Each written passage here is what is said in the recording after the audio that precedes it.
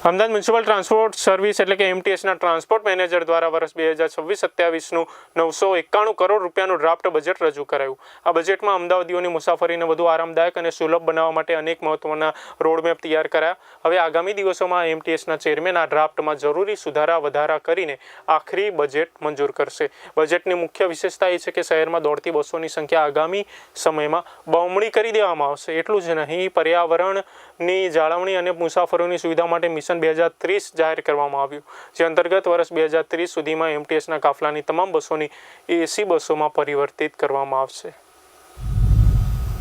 તેમજ 4 અલગ અલગ અમદાવાદના 4 ખૂણા ઉપર 4 અલગ અલગ દિશાએ બસ પોર્ટ, જેમાં એએમટીએસ, બીઆરટીએસ, જીએસઆરટીસી, મેટ્રો એક આખું વ્યવસ્થિત આયોજન કરીને ઇન્ટિગ્રેટેડ ટ્રાન્સપોર્ટ હબ્સ બનાવવાનું આયોજન પણ હાથ ધરવામાં આવનાર છે. સાથે સાથે આપના રૂટો જે છે એને રેશનલાઇઝ કરીને મેક્સિમમ કવર થાય અને બસોની ફ્રીક્વન્સી વધે તમામ વિસ્તારોમાં, એના ભાગરૂપે આયોજન હાથ ધરવામાં આવનાર છે. આગામી નાણાકીય વર્ષના અંત સુધીમાં 1571 બસીસ ઓન રોડ રાખવાનું આયોજન કરવામાં આવેલું છે, જેમાં એએમટીએસ મારફતે પણ બસીસનું જીસીસી મોડેલ ઉપર પ્રોક્યોરમેન્ટ કરવામાં આવશે. સાથે સાથે જ કેન્દ્ર સરકારની જે પીએમ ડ્રાઈવ યોજના છે એમાં પણ આપણે તબક્કાવાર બસીસ અમદાવાદ શહેરને સોંપવામાં આવનાર છે. એ બસીસ પણ આપણે રૂટો ઉપર ડિપ્લોય કરવાનું આયોજન હાથ ધરવામાં આવેલું છે. સૌથી અગત્યનું પાછું આપણે જો જોઈએ તો ગત વર્ષના બજેટમાં આપણે સ્માર્ટ શેલ્ટર્સ વિકસાવવાનું આયોજન કરેલું હતું.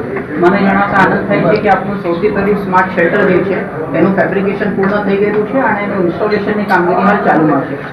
એ જ લાઇન ઓફ થોટને આગળ વધારતા આપણે જે mission million trees, 4 million trees બધા જે આપણે પર્યાવરણ લક્ષ્ય કામગીરી હાથ ધરીએ છીએ એના જ ભાગરૂપે આપણે ગ્રીન બસ શેલ્ટર એક નવતર પ્રયોગ આ વર્ષના બજેટમાં અમલમાં મૂકવાનું આયોજન હાથ ધરેલું છે.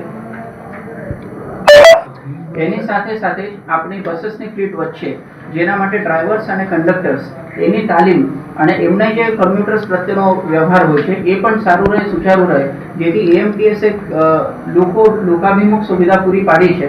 એના ભાગરૂપે આપણે ડ્રાઈવર્સ માટે 2 પીપીપી મોડેલ ઉપર મોબાઈલ ટ્રેનિંગ સેન્ટર્સ વિકસાવવાનું આયોજન કરેલું છે અને ડ્રાઈવર અને કંડક્ટરની તાલીમોની ફ્રીક્વન્સી વધારવાનું પણ આયોજન હાથ ધરેલું છે.